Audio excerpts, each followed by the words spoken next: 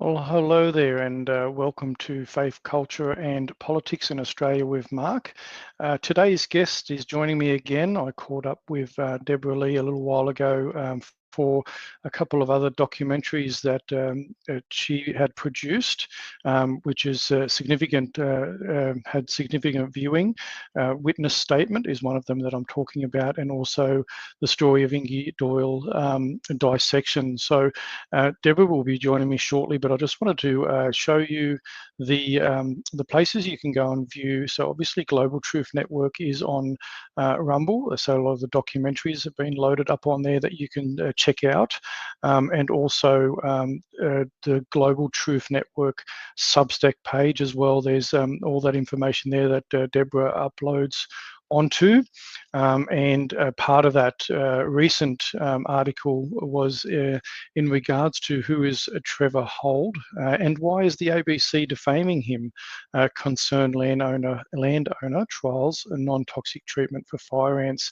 And this story here, Southern Cross University under fire for giving research funding to conspiracy theorist Trevor Hold, and that's come out of the public broadcaster, the taxpayer-funded ABC, and you can make your own mind up about that. But here's the Rumble channel little notes that's been put in, and I'm just going to quickly read this out. Attempting to protect his land, animals, and the natural ecosystems on and around his property, Trevor called on to question the chemical baits being spread by the NFAEP to eradicate fire ants in his area. Note that Trevor has never had fire ants on his property, but the NFAEP treat his property regardless. After some of his animals started dying following multiple treatments of fire ant baits on his property over several years, Trevor requested a moratorium on fire ant baiting on his property. He did this by providing reasonable excuse documentary evidence, which allows a person to legally obstruct the treatment procedure. For his efforts, Trevor was bullied and attacked by the authorities and even called a conspiracy theorist by the taxpayer-funded ABC. In this video, Trevor tells his side of the story, and the viewer, let you make up your mind, as Debra asks, is he a conspiracy theorist or not? You decide. So let's play that now for you.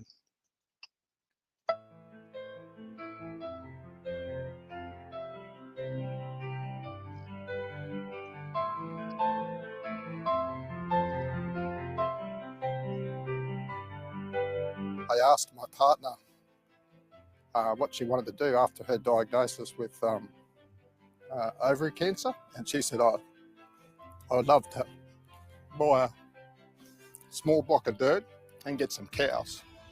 We don't have cows for slaughter, they're not for meat, they're for pets. Trying to generate an income from a small cattle herd was challenging. In 2019, this property started to be treated by the National Fire Ant Eradication Program. And the helicopters were just relentless for months, doing all this area. It was almost like a war zone. One of the horses ran through the fence and got injured, and one of the cattle got injured in the barbed wire fences because the noise from the helicopter was spooking them. They're stressing out the horses and stressing out the cattle.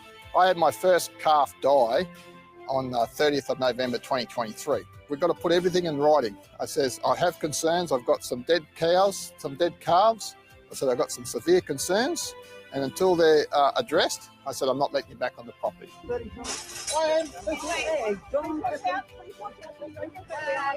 To see the extreme behaviour that they went to force entry onto my property that didn't have fire ants.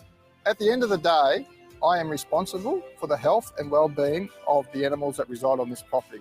I'm fighting for my choice not to expose my cattle to toxic chemicals. There's obviously something wrong.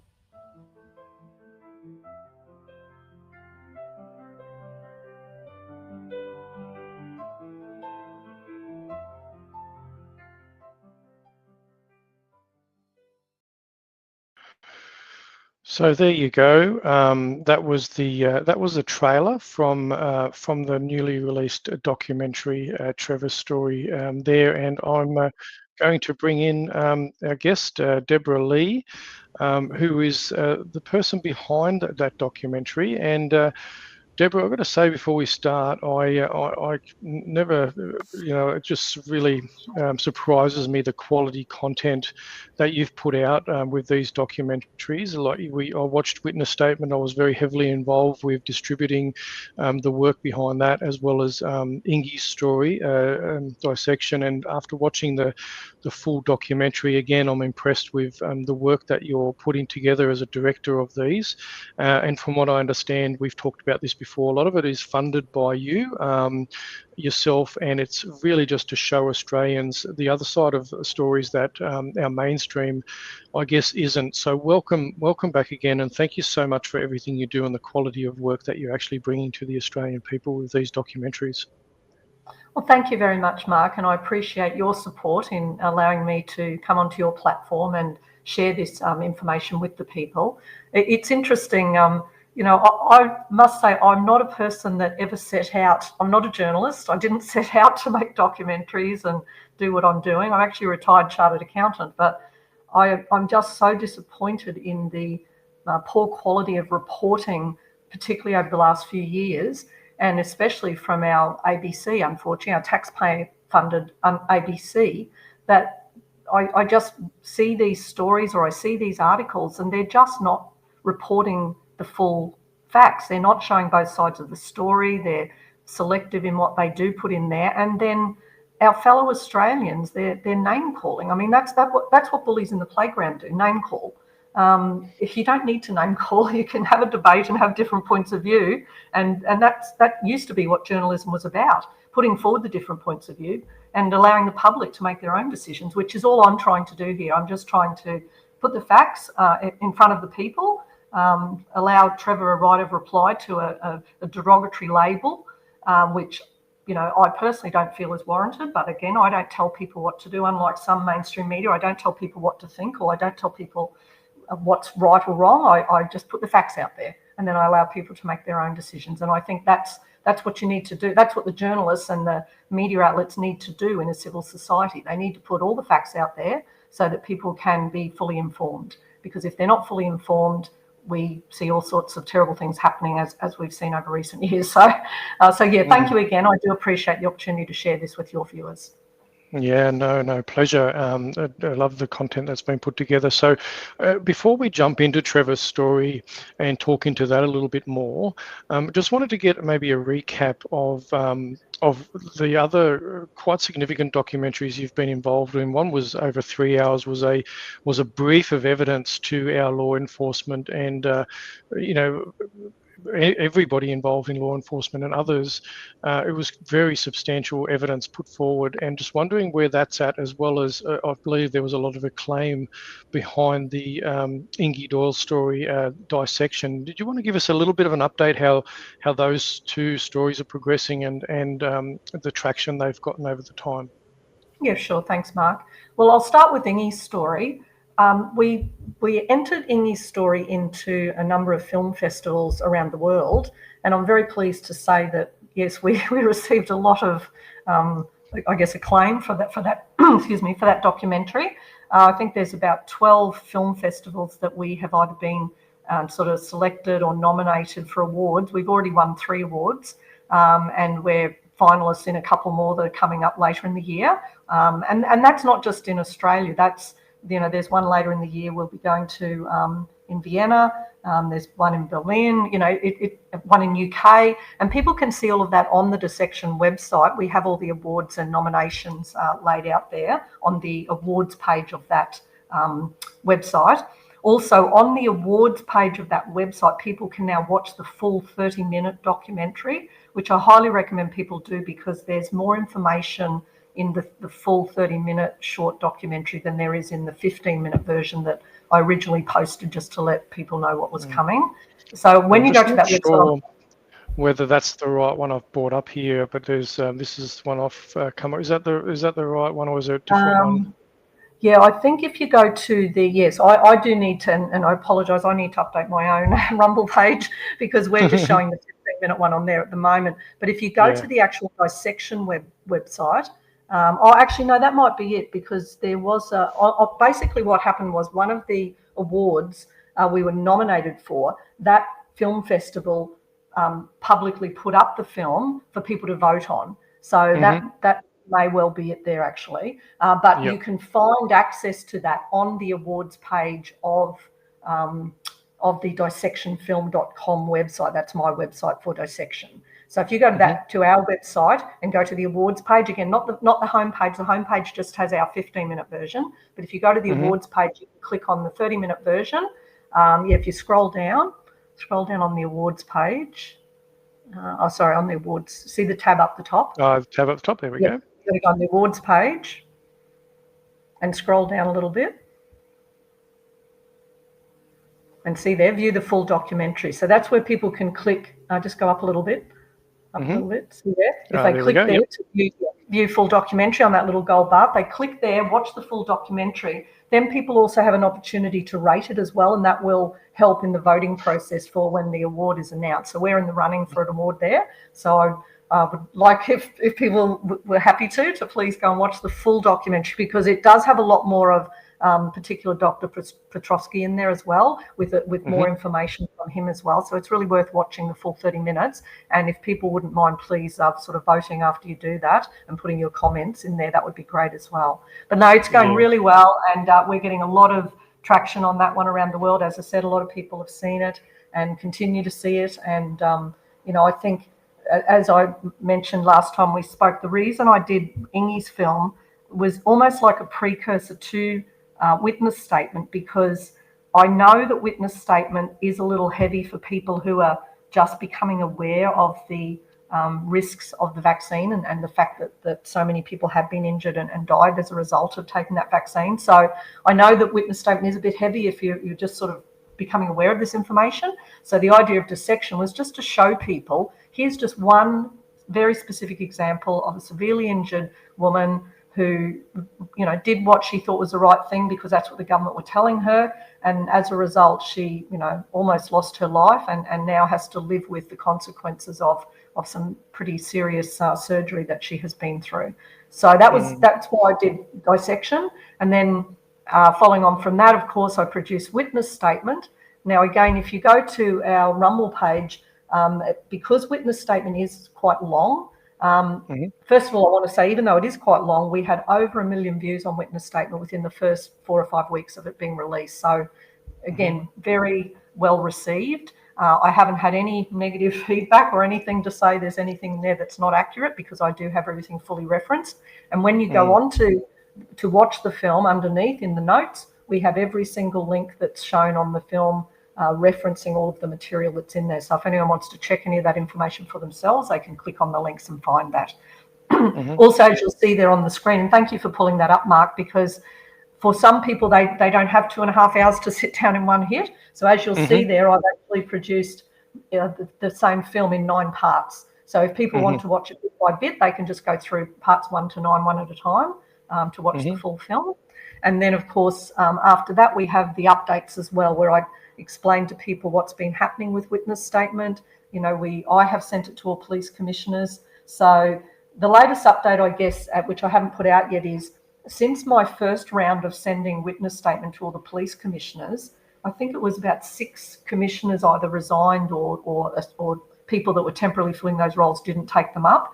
So because of that, because of that, I then resent the witness statement by mail to all the police commissioners, including all the new ones. And then since I did that, there were 2 more resignations.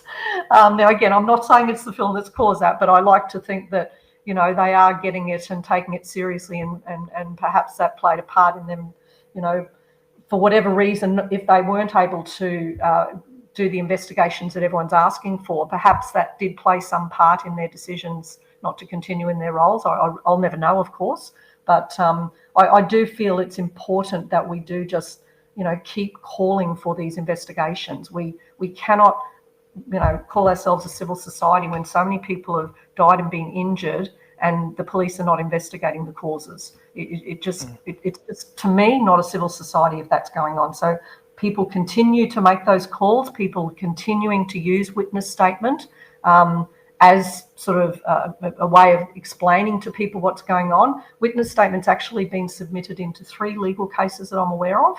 people have asked me, can they use it as evidence? I also am aware that there are quite a few people around the country taking it into police stations, asking them to watch it. They're taking it into pharmacies, asking them to watch it and please stop giving people the injection. So it still has momentum behind it. It's not going away. And as I said, about 1 million views within the first 4 to 5 weeks, and it continues to rise every day. So more and more people are becoming aware of that evidence that's available. And again, as you do, I encourage people to do their own research. I encourage people to go and check the facts in there. I don't tell people what to think. I just lay out the facts and leave it to the people to decide what action they feel they should take, if any, and what conclusions they come to from the evidence in front of them. So, so that's basically an update at the moment on those two. Yeah, excellent. And obviously people, if they jump on the Rumble, they've obviously got that avenue, but also your Substack. If people want to subscribe, they'll have regular, that you'll update where you can with those updates on both of those. So that's really, really great bit of content there. So if we jump across now to what we're talking about today, which is obviously Trevor's story, and this is all a bit new, news to a lot of people. It doesn't get covered really well, apart from obviously the slurs from the ABC in regards to just labeling people, and we've seen that a lot over the last 5 years, haven't we? I've been on the receiving end. There's been a lot of othering by our government bureaucrats as well as the media, and it's this real reflexively kind of response to anybody that speaks out counter narrative, and it's like to just labeled straight away. But what made you get involved, or how did you get involved in this particular story, and to then eventually bring it to a short film? Yeah, Mark, and I agree with everything you just said. I mean, I think it's quite, as I say, for me, I keep asking the same question: where are the adults in the room? Where are the adults in government and media that they think it's okay to keep slurring people and name calling them instead of simply getting the facts and reporting it? It still shocks me every day when I see that going on. I would have thought by now that they'd be so embarrassed by their, the way they're behaving, that it would stop, but it continues. And I guess the whole fire ant thing is something that I have been aware of for a little while. And the reason I've been aware of it is because quite a number of people have contacted me about it, because they're very concerned that there's this National Fire Ant Eradication Program, that's the NFAEP. It's partially federally funded and partially state funded, but it's being administered out of the Department of Primary Industries in Queensland, which was formerly the Department of Fisheries and Forestries. And there's a huge, I call it a poisoning program, and other people may want to refer to it differently, but for me, it's a huge poisoning program going on in a very large area of southeast Queensland. And most people aren't really aware of it until it comes to them, until it comes knocking on their door. And look, no one disagrees that fire ants need to be, killed, eradicated, whatever, and we would all like to do that. But it's the way they're going about it that is the concern, because they're not just going and killing nests when they see them. They believe that they're able to eradicate them by baiting. Basically what they do is when they find a nest, they will put a 5 kilometre radius around that and bait that whole area, because they say that the ants can fly up to 5 kilometres. And if they disturb a nest, then the queen might fly off. But if you think about that, 5 kilometre radius is a 78 square kilometre area. So you find one nest and you're poisoning 78 square kilometres of land. I mean, seriously? That just is, to me, lunacy. It's absolute lunacy, right?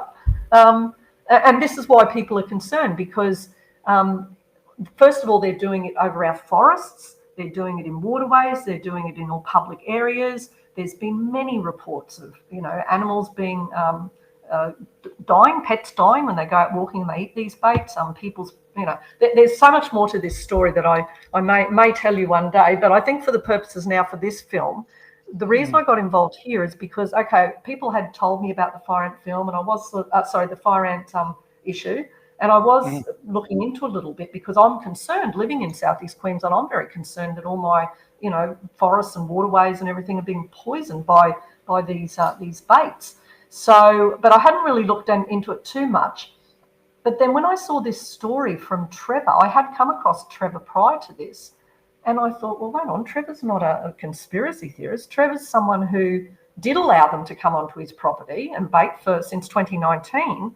But then you'll see in the story what happened to him. And as a result, he started doing his investigation and his own research. And he started to look at non-toxic ways to deal with these pests. Because again, no one disagrees to get rid of the pests. It's the way they're going about it that he's concerned about. So I won't tell you too much more. But as I said, because we'll see it in the film, but as I said, my concern was I just couldn't sit back and see what I consider to be a good Australian who's actually trying to help both himself, his neighbours and all Australia. If we can come up with a non-toxic treatment, surely that's a good thing that an Australian man has taken it upon himself to do and license this machine and, you know, put in his own money to do this.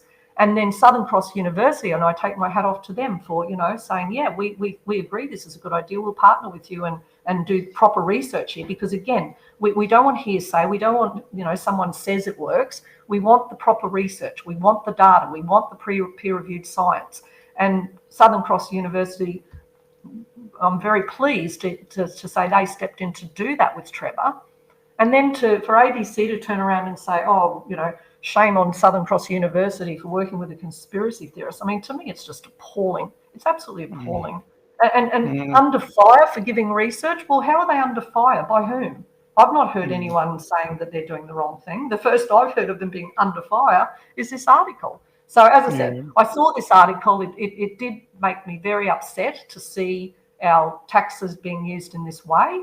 And I thought, right, I'm going to use my own money and go and get a film crew and go and film Trevor and give him a right of reply, give him an opportunity to tell his side of the story.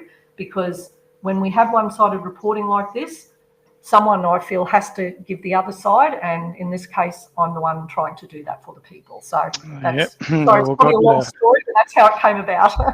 No, look, and God bless you for that. And you know, it's the forgotten people that you seem to be able to put a voice, their voice into. But I was, you know, also glancing that article, and you know, a couple of regular things that come up even through COVID is, you know, their wording is the university has confirmed it has allocated funding to Trevor Holden, organic cattle farmer who has spread misinformation about Australia's fire ant treatment program. Mr. Holden is an administrator for Stop Toxic Fire Ant program, an activist group that incorrectly claims fire ant bait kills. So this is how they work. This is the government funded ABC, well, taxpayer funded ABC that continues to go down the same path it has during COVID and label anybody that questions or researches or challenges the narrative that might be spread at the time, and they automatically label these you know, straight away it's conspiracy theorist, misinformation and incorrect claims and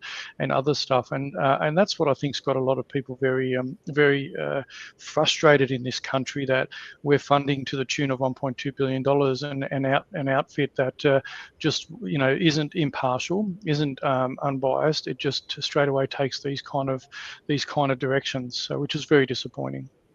Yeah, can I just add one thing to that, Mark? What upsets me as well is they make statements like that Trevor has incorrectly claimed whatever. But I never see them give their evidence. Where's their evidence of what they're saying? They're saying he's incorrectly claimed these things, but I have literally talked to dozens and dozens of people, and I've seen hundreds of posts of people who have reacted to these baits. Their pets have died after the baiting, all sorts of other issues that I've seen online and that I've spoken to people myself. So why is that incorrect? Why is it incorrect to say those things? And why is it incorrect to quote scientific papers?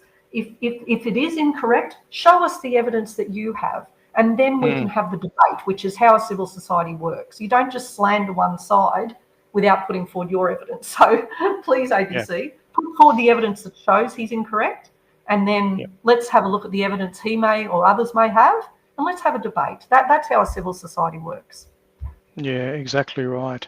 And as far as you're aware, Deborah, you may not know this, but do you feel, is the Southern Cross University now under pressure to pull this? Is there funding? Is it going to stop the research and all that sort of thing? No, look, fortunately, I did see a follow-up article from Southern Cross University, and again, I really take my hat off to them because they're not buying into the slander and the defamation. They're just being professional and presenting, well, this is what we've done.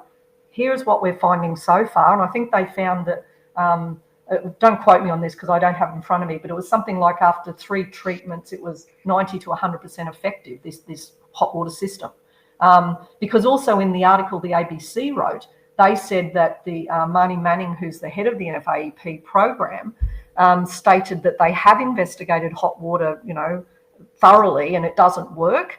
But again, that to me, again, with just a little bit of my own research, which the ABC journalist could have done, he might have found that this machine that Trevor's using has never been used in Australia before. He's the first one to license it. It's actually an expert in the US that has developed this machine, and Trevor's off his own bat went to license it to try it out in Australia to see if it'll work for Australia. So I don't know how the NFAEP can claim to have thoroughly investigated this when this is the only machine in Australia of its type. Now, I think what possibly they're referring to, and I say this in my Substack article, possibly they're referring to sort of pulling off the ant top of the nest and pouring hot water in, but that's not what this machine is. This machine is much more sophisticated than that. And in the US, it's getting very good results. And even the initial studies by the Southern Cross University are showing good results. So, to claim that we've investigated it thoroughly and this is a conspiracy theorist is just appalling reporting, in my personal opinion. So I don't believe, as I said, from the article I saw, the follow-up article of Southern Cross University, it appears to me they're just acting as the university should, professionally, ethically, and continuing with the research and just simply reporting the facts, which is what we expect the university to do. Absolutely, and perhaps when you get time before this goes live, we might be able to get the link for that, and I can include it in into the Substack when it's uploaded and that as well. So they might be able to do that. Or I can send that to you. Yeah, thank you. Sorry, I didn't have it available today. I should have thought about that. No, that's okay. That's all good. We cover a lot of stuff when we're talking about these things. We can't have everything on hand. So, clearly you're aware of this. You wanted to get the story out. You've done this again, and spent your own time and energy and money to do this. So you definitely to be commended on that. How about we now play that? Unless you wanted to say anything else before we play the actual documentary, which runs for about 20 minutes, and we can watch that with the viewers. And then after that, maybe you could do a recap and a sort of a message home for people after we've viewed the documentary. Are we about that stage? Yes, I think so. That's great. Thank you, Mark. Yeah, we'll play that. We'll play that now, and we'll get that. I'll just bring the screen up, and then we can get into that.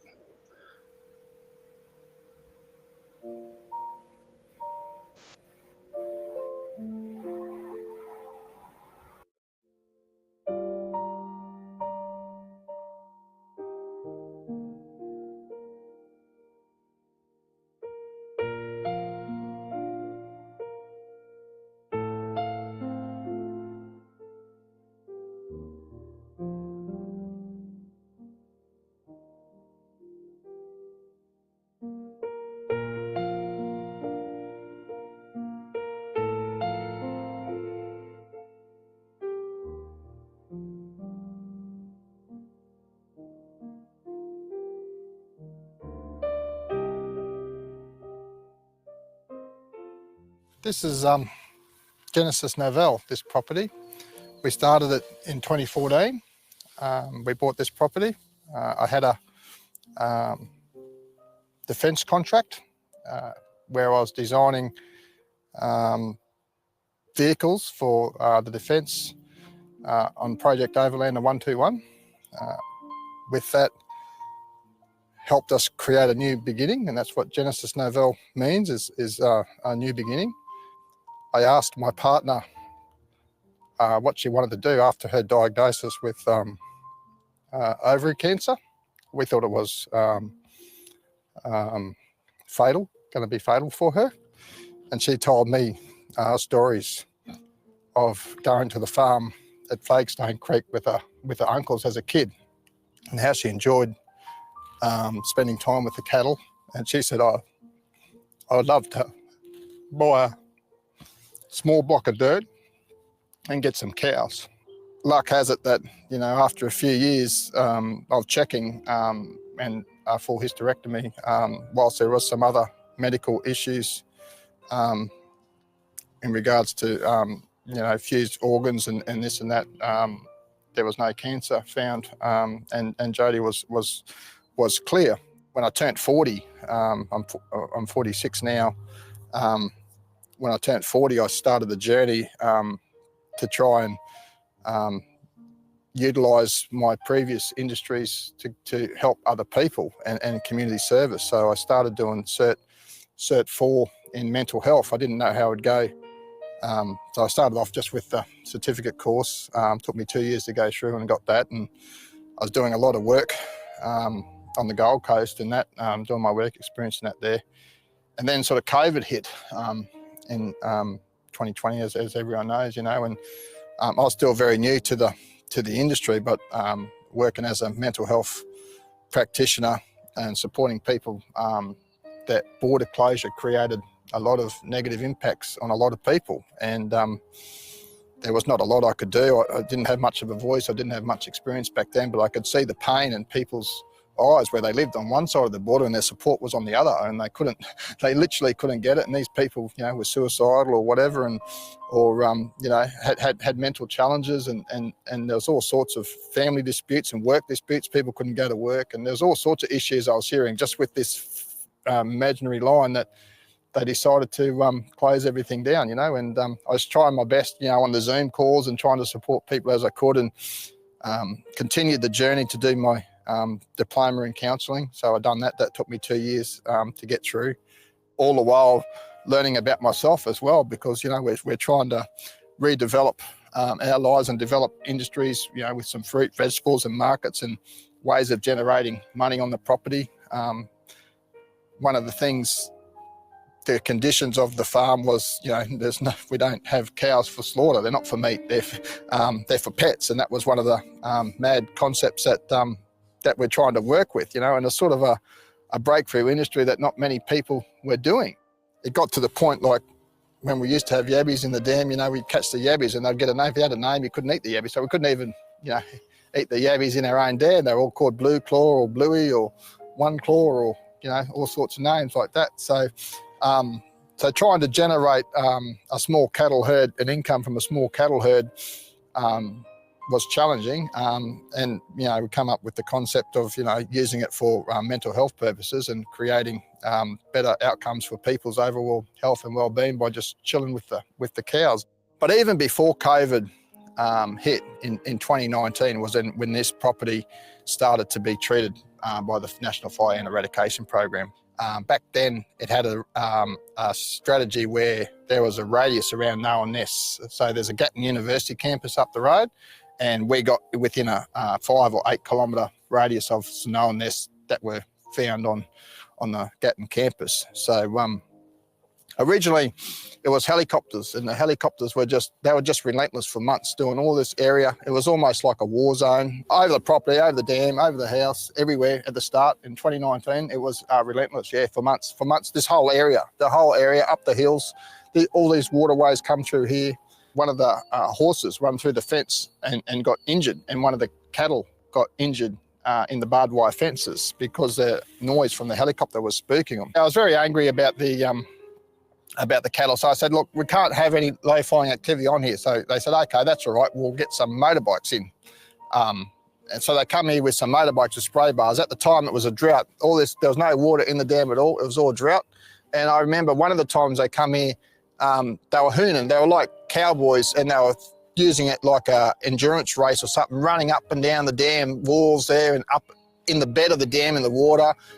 I asked them, I remember asking them at the time if it was safe, and, you know, they said, oh, don't worry about it, you know, it's harmless, you know, it's all safe and effective. And And I feel bad that I didn't investigate it further back then, but, you know, I just trusted that, no, they're doing what they have to do, you know, and they went along. But that motorbike scenario also stressed out my cattle and my horses. I said, look, you can't do that. And I was fighting with them all the time. And my primary concern was the fact that they're stressing out the horses and stressing out the cattle, running them through the fences. We haven't got very good fences anyway. It's just all barbed wire. It's not like a big commercial place or anything. There's no wooden, you know, it's not safe fencing. It's just cheap fencing. And, you know, it's not designed to, you know, for spooked animals. These are quite handled everyday animals. They're not wild animals, and it doesn't need to be normally on normal circumstances. Anyway, and then next time they says, okay, we'll just come and hand treat it. I said, oh, that'd be better. But then they rocked up with like 20 or 30 people in a line in their high-vis shirts, and they just marching, two by two or whatever with their thing. And that just freaked the animals out even more, you know, and they just had no common sense at all with how to behave in the paddocks with the animals. And I said, look, this is not good enough. I said, you can't do it.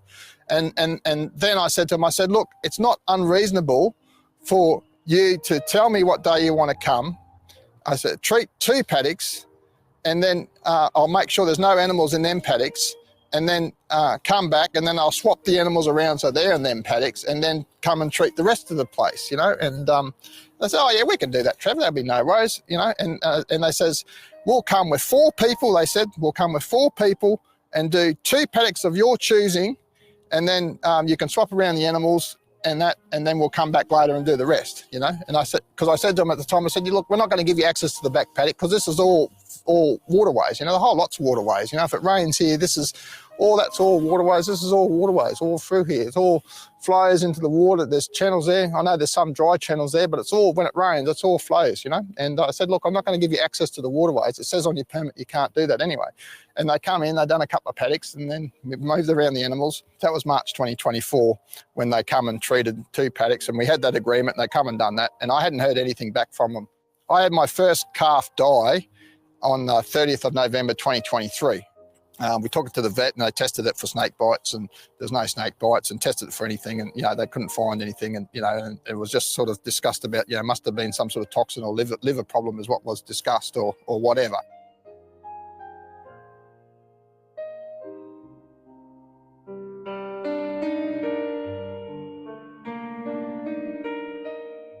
About 6 months later, it was about the June the following year, 2024, when the second calf was born, and it had tight tendons, so it had feet. It was like on its tippy toes when it was walking, and that's the first time that we ever seen that as well.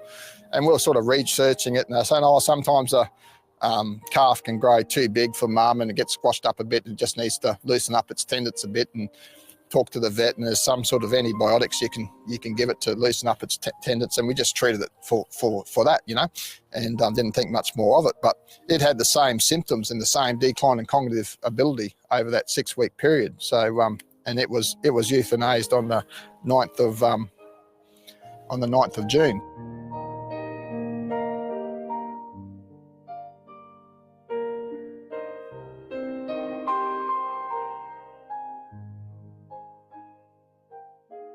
I started to get really, really suspicious now about that's a second calf, and I started researching about it now, and I've done some research that other people were saying that they had a greater miscarriage rate in their cattle where the treatment's been done. You know, people have been reporting on it, and I've seen some ads on LinkedIn, some commentary on LinkedIn saying similar things, and I started looking into it, and I asked the vet, when we euthanized the second one, can we get it tested? Because the first one, it was late at night, and the vet said, oh, our freezers are full, and there was it was on the weekend, and there was no opportunity to put it in the freezer or whatever and take it in on Monday. It always happens at in proper times, but this time we could plan it, and we planned it and euthanized it and took it straight down to USQ for a necropsy.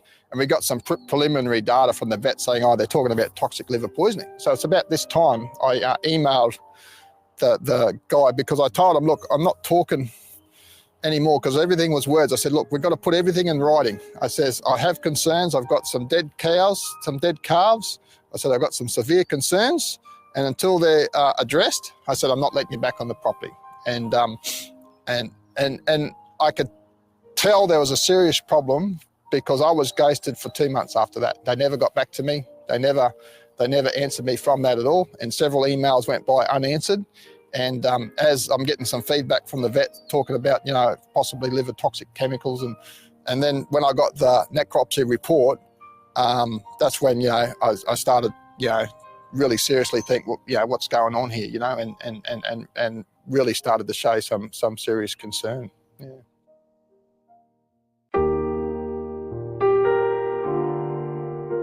At the end of the day, I am responsible for the health and well-being of the animals that reside on this property. That is my job as a human, a custodian of the fine, magnificent creatures that reside here.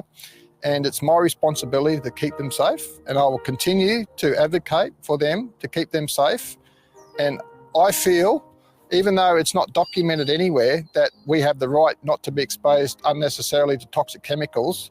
I feel that I'm fighting for my choice not to expose my cattle to toxic chemicals. There's obviously something wrong. The scientific evidence that's available for anyone to view, peer-reviewed thing, is saying repeated excessive exposure to these toxic chemicals creates different effects depending on environmental conditions, depending on weather, depending on animal susceptibility. There's so many factors involved in this broad-scale baiting. For example, this small acreage farm has a lot of stock on it per acre than what other places would have.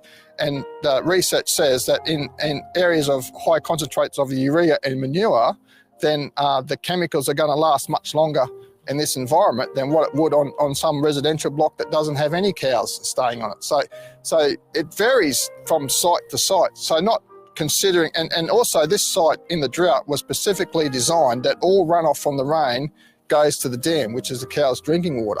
So if it rains and there's still bait on the ground, it's going to end up in the cow's drinking water. So obviously that's a risk that I have that other people don't have, who don't have cattle or don't have livestock, but also don't have the full runoff that I've got into the dam. But generally, it doesn't matter where you bait.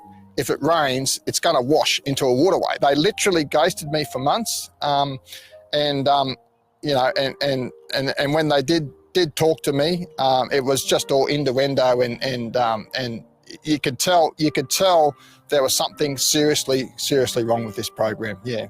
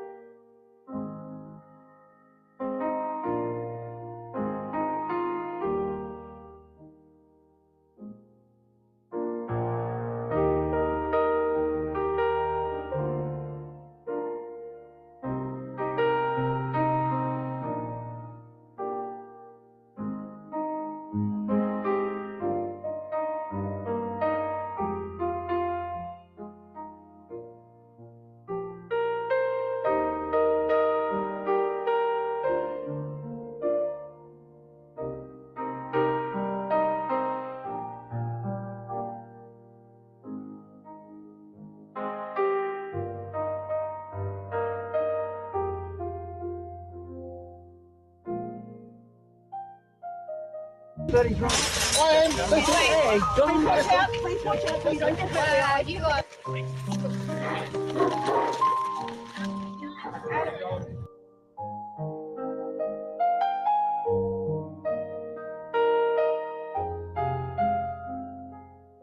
So I've been charged criminally as obstructing police, yeah. And that's a process that I have to continue going through to see the extreme behaviour that they went to force entry onto my property that didn't have fire ants, to make a stand about distributing chemicals on properties. 100% of properties, you know, in the eradication area, no matter what, no reasonable excuse considered. I presented a reasonable excuse, which included an open letter from Dr. Joshua King from the University of Central Florida that says prophylactic treatment of these chemicals in areas where there are no fire ants actually creates an environment that will hasten the distribution and spread of fire ants into that area, due to the fact that these chemicals are non-target specific to fire ants. They'll kill any ant, and ants are the best defense against fire ant invasion. So by putting these chemicals out where there are no fire ants, they're killing the native ants, which are creating an environment that's going to help fire ant spread to this property. So you know, that's one of them. But also done the training with Dr. King as well, with my hot water machine that I bought, because I wanted to be proactive with my biosecurity obligation, and I felt I needed to do everything I could to understand the biology of fire ants, understand how to treat them, come up with alternatives, because obviously I investigated the program. They didn't have any non-chemical alternatives. So I thought, you know, I'm going to investigate this and provide some alternative technologies for that.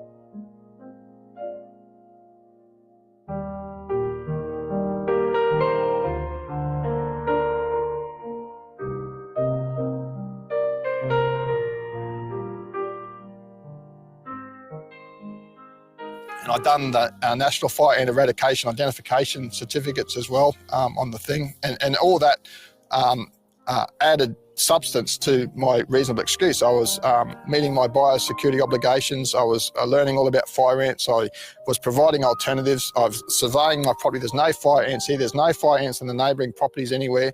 And you know, and it wasn't even considered. And the problem is the Department of Primary Industries, or National Fire Ant Eradication Program, feel that they're the ones that are judge, jury and executioner of the decision-making process, and they didn't even respond. They wouldn't even respond to a reasonable excuse that I presided on a stat deck that involved, at the time, that was 2 dead calves, plus all them other things.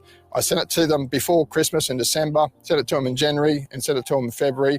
Zero response at all. So I sent them the reasonable excuse with the stat deck and 3 notices that remained unanswered even to this day. And even when they come here on the 16th of April, that reasonable excuse that I presented to them remained unanswered. I still haven't got an answer on why that, whether, you know, what that result was. I didn't have a choice to appeal their decision. Only a court can decide what is reasonable and what is not reasonable. These guys are trying to bypass that whole process and make the decision themselves, because their process only can work, and it can't work anyway, but they must do 100% coverage 3 times a year if it's to work. And so they're denying people's medical certificates, they're denying people's, you know, allergies, that people are getting rashes from the chemicals, respiratory problems.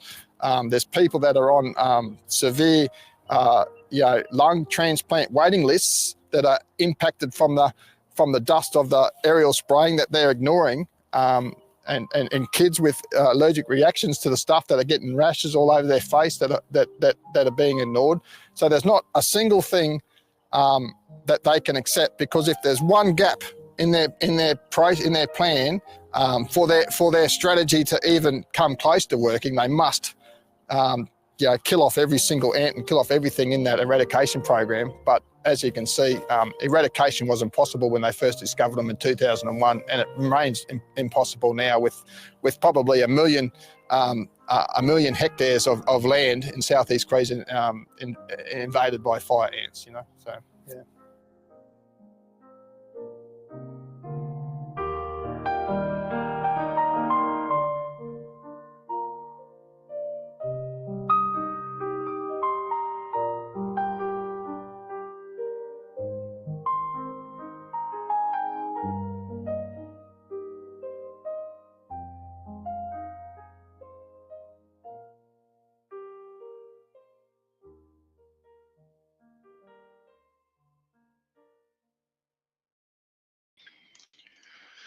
Well, there you go. That was quite powerful to watch again. I did watch it before we obviously planned to catch up again, and it's quite powerful to watch again. And again, well done, Deborah, for telling that story so well. And I want to take this opportunity, just I wrote down some things while I was watching again, and about Trevor, what I picked up about Trevor.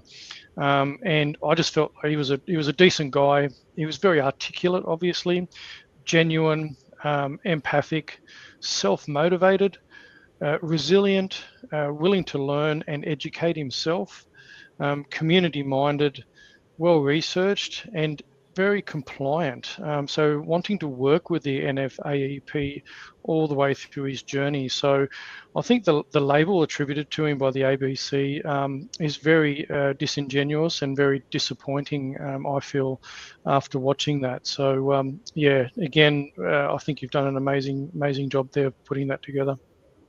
Thank you, Mark. I guess I'd probably like to finish on just 2 points I'd like to say. First of all, Trevor, even though I've told Trevor's story, I don't want people to think, oh, that's just one person that they, for whatever reason decided to sort of attack and force themselves on their property. When Trevor said in that film that the fire ants have spread to 1 million hectares of property, that's not a 100% accurate statement. It's not that it's spread to 100,000 hectares of property. It's that it's spread in that sort of distance to, and that's the amount of property that has been captured in this eradication zone. As I said, there might be one nest. And look, I know there are, and don't get me wrong, I know there are places where there are lots of nests and it is a problem, and no one's disputing that, and no one's saying we don't want to get in there and kill those ants. But they are capturing so much bigger areas that where there are no fire ants, just to prevent them coming, supposedly. But I don't know how you prevent them coming if they're not there and you put down baits. The baits only last a couple of days. So who do you think's taking the baits? It's not, the fire ants aren't there yet, and maybe will never be there. And as I said, and they're also spreading it over forests, and they're not meant to spread it over waterways. But of course, when you're spreading that much all over forests and, all sorts of areas, it makes its way into the waterways. And the NFAEP have already been admitted up at, I think it's Dawson Creek up near Sanford, that they did put it in the water, and it has, there was a toxicology report again that an Australian need to go out and get themselves. It wasn't the program looking into that. So I guess I just want to say to people, look, don't think this is a one-off. I'm aware, based on a Senate inquiry, as of, I think, last September, I think there was something like 1,242 people who had similar situation where the police had accompanied the NFAEP officers because the people had said, no, we don't consent. So they brought the police in and forced entry. So this is, and I believe that might be up to as many as 2,000 people now. So this isn't something that's just affecting Trevor or just affecting a few people in southeast Queensland.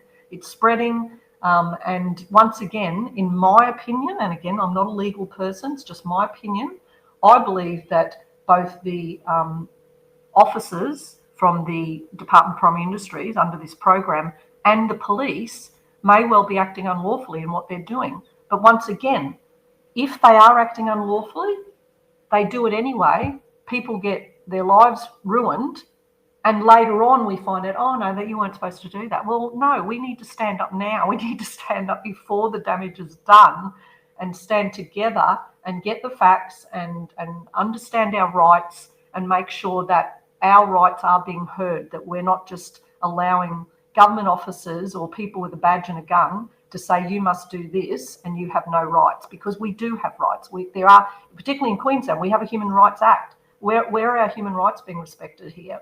So I won't go into too much more detail, but I guess I just would like people to really share this film so that people are aware this issue is going on, because people don't really become aware of it until they knock on your door. So I just encourage people to please share it and please be vigilant and please, do your own research, find out about these products, find out about your rights, and find out about how these products could potentially be harming our environment, not just killing off fire ants. So that's the first thing. And the second thing I would just encourage people to do is please contact the ABC if you agree with me that their reporting is not good journalism and is not accurately describing, the story with all facts on the table. Because I know I speak to a lot of people, and look, maybe it's just the people I hang out with, I don't know, but I know a lot of people have been calling for the ABC to be defunded, and I'm not sure ABC employees are even aware of that. I'm not sure they're even aware that so many people are so disappointed in the poor quality of journalism coming out of ABC. Not all of it, obviously, but many stories like this. And I think if we don't tell them, we can't assume they know that. And I think a lot of people do that. A lot of people just assume they know that we're not happy with their reporting and we're not happy with the name calling and the slurs. And, I think a lot of people just assume, well, of course they know we're not happy with that. Who would be? But I'm not sure they do. I think we need to tell them. So I would just encourage others to do what I'm doing and call them out and write to them or ring them or let them know that this is not what we want our taxes going towards. We do not want our taxes going towards treating a man like this, who, and I think your assessment of Trevor, Mark, is 100% accurate, in my opinion, and based on meeting the man, talking to him. I think your assessment's 100% accurate. And if people like that, if good Australians like that, are being slurred by our national broadcaster with our money that's paying their wages, I think we've got a big problem in this country. So please, people, please share this. Let the ABC know you're not happy, and be vigilant and understand your rights in respect of this Fire Ant program. They're my closing remarks. Thank you, Mark. Yeah, no, 100%, and I think you nailed it on nailed it on the head there. The problem we've seen is, even in the last 5 years, and a lot of people say, well, let's not always revisit that, but there's a lot of stuff that still needs to come out of that last 5 years. But again, the ABC and others media have reported very poorly and very disingenuously, and labelling a vast number of Australians with labels that are just not right or true. And this is, again, the same story coming back again. And the unfortunate thing, though, isn't it, Deborah, that so many people tune into the ABC. It's into their lounge rooms, streamed into their lounge rooms via TV, via radio. ABC is on all the main the social media platforms, and it's just streamed that way. But then, when does unless someone like you comes along, when does someone like Trevor get his his day to say his side of the story? And unfortunately, what happens once a story like this from the ABC goes out to millions of Australians, there is then no, unless there's a lot of public pressure, then there isn't a follow-up to say, oh, look, we may have got this wrong, or, our reporting wasn't very genuine, and it wasn't genuine, it wasn't, very complimentary towards Trevor. But there's none of that, because you never get any of that. The story goes out, millions of people see it, and everybody labels someone like Trevor in exactly the same light as what our national broadcasters labelled them. So, look, something definitely needs to change, and there is a lot of people calling for a defunding or massive restructure of some sort. So no, I totally agree with what you're saying. And I was also reflecting when we were watching that and the whole story about the NFAP. Obviously, there's a lot of funding involved with that. The product, the people that make the product, obviously there's a lot there. And call me cynical, but the last 5 years there seems to be a lot of invested interests in this program. And yes, I might be cynical, and people might label me as well, but always follow the money in my eyes. And when a massive public broadcaster like our ABC comes after someone, you have to wonder, okay, what else is behind it? So look, and people can make their own assertions about that. They can think about them themselves. Obviously that's just my cynical mind kicking into action after living through the last sort of 5 odd years of COVID. Can I just say one more thing too, Mark? Yeah. The thing that astounds me about this whole program is, of course, it's similar to other things we've seen over recent years, where they start with a big fear campaign. And one of the things they say in their fear campaign is, if we let these ants take over, they'll ruin our Australian way of life. Well, look at what's happening to Trevor and thousands of people in southeast Queensland. the program is already ruining people's lives. And there are no fire ants on these people's properties. So, you know, how can you say, oh, we have to stop this at all costs or it'll ruin our lives? You're ruining people's... These ants have actually been here for 25 years.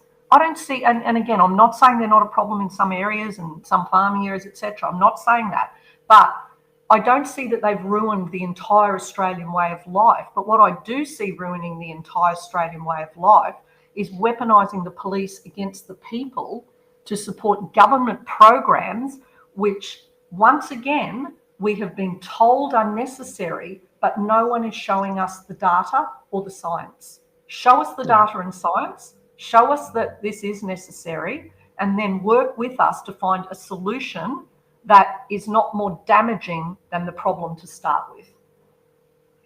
Yeah, well said. Absolutely right. And just before we close up, I was just going to mention to people that might be listening on audio devices, there was parts of that documentary where music was playing, but there was script on the screen. So if you did want to check out the documentary again, jump onto the Rumble site for Global Truth Network and check out the movie again. It's obviously a bit hard when you are watching or listening on devices where you can't see it, so definitely recommend jumping on the, and I'm just going to bring them up again, Deborah. So your Global Truth Network on Rumble, as the documentaries there that we discussed earlier, and obviously also your Substack, Global Truth Network .substack.com. Also, Mark, that article that we were mentioned about Southern Cross Unity, I forgot that it was in the actual film as well. So that article where Southern Cross Unity put out their results and how they were going, that was in the film. So you can read it there, and but I can find it and send it to you as well. Yeah, that'd be great. And I think, I'm not sure whether that's whether, I'll just bring this up and see if I can, maybe if that's the one you're talking about. This part in the film is so that's in the film, and people, because this was part of the section where there was just music playing, and you were going through some of the details there on that article. Yep. So that's, if people want to check that out, that's actually in the film. You can see the links there and follow that. So and Deborah, that article that article came out after the ABC article. So back to your question about whether they're under pressure not to continue, obviously not. And as I say, I take my hat off to them for being a reputable, highly respected and ethical university that has is doing the right thing and researching something that's important to our environment and to the people, and carrying through with that research. And trying to get some proper data and proper peer-reviewed paper out there so that we can see if this is a viable option. Yeah, amazing. Good on them. Like you say, credit to institutions that are actually doing the right thing. And just in closing then, Deborah, like, you've invested a lot of time and effort. You obviously genuinely care about the plight of the underdog and that. And so is there a way that listeners, viewers could support you? Is there, how do they do that? Is that an option for people? Look, what I would like is, if there are any funders out there that could fund making more films, that would be fantastic, because it is quite expensive. You know, some of my films I'm able to piece together from things online, but a lot of them, like Ingy's film and this one, I actually hire a film crew, and it is quite expensive. So yes, certainly if there was anyone out there that wanted to contribute some funding towards making more films, that would be great.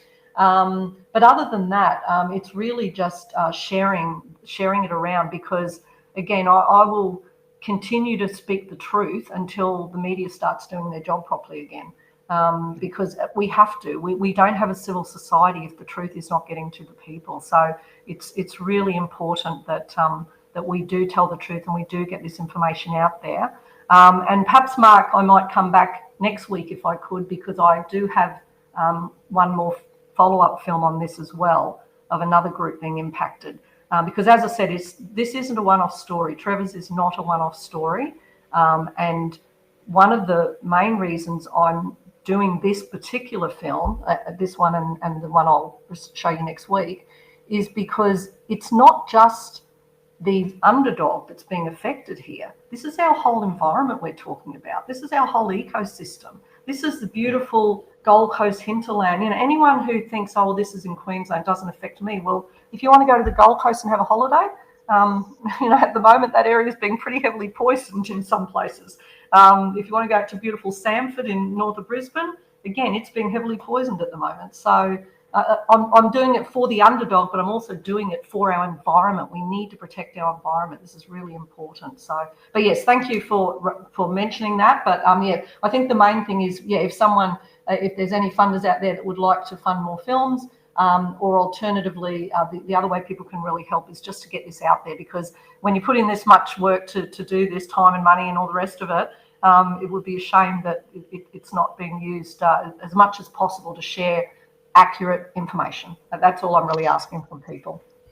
Yeah, so the big message is there for all you philanthropists in Australia, or if this happens to get seen overseas and you believe in this, the work that Debra's doing, and you've got some money that you can contribute, then reach out to Debra to support in ways to get some of these more amazing films out there as well, and contribute towards the amazing work that Debra's doing. So, Debra, thank you so much, and really appreciate your time, and obviously looking forward to catching up next week. You know, this platform's always available for you and the work that you're doing, so greatly appreciated. And all I can say is God bless you, and God bless the work that you're doing and can continue to do. So thanks so much.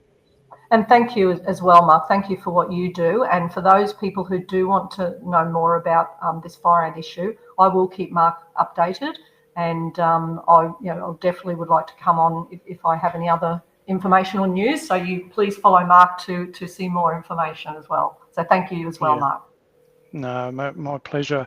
And going to treat, when I usually end my shows on this new podcast, I like a bit of the Christian blues lately, and I'm playing a few little blues tunes from a site called Holy Groove on YouTube. So that's what's going to be the outro today is Psalm 1, Like a Tree by the River. And I'm going to play that now for you on the outro. And yeah, all the best, Debra, and looking forward to catching up with you soon. Thanks, Mark.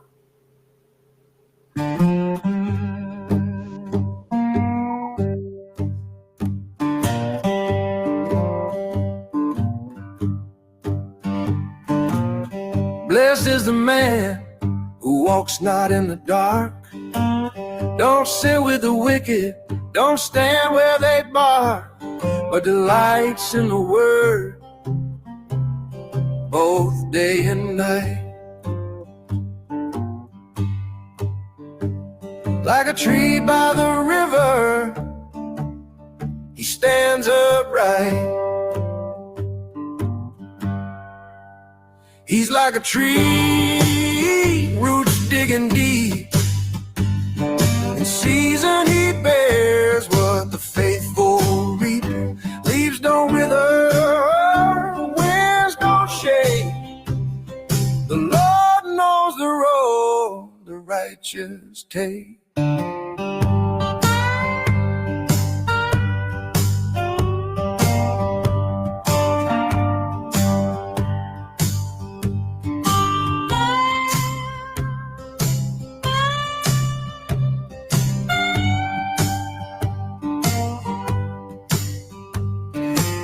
But the wicked, oh, they're dust in the air.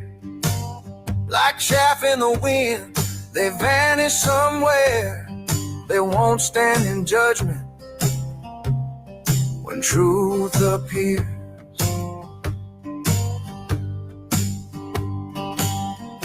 They chose their path, but not their fear.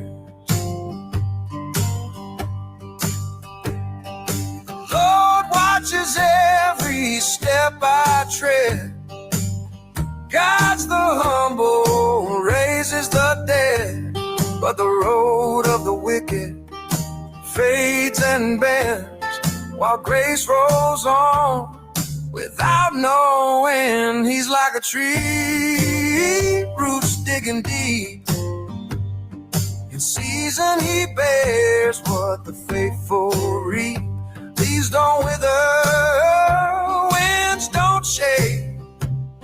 The Lord knows the road the righteous take.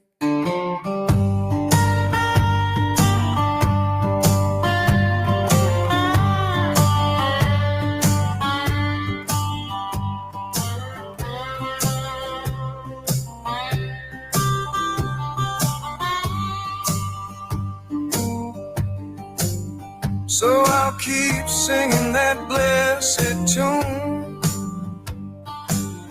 Planted in mercy, pruned by truth.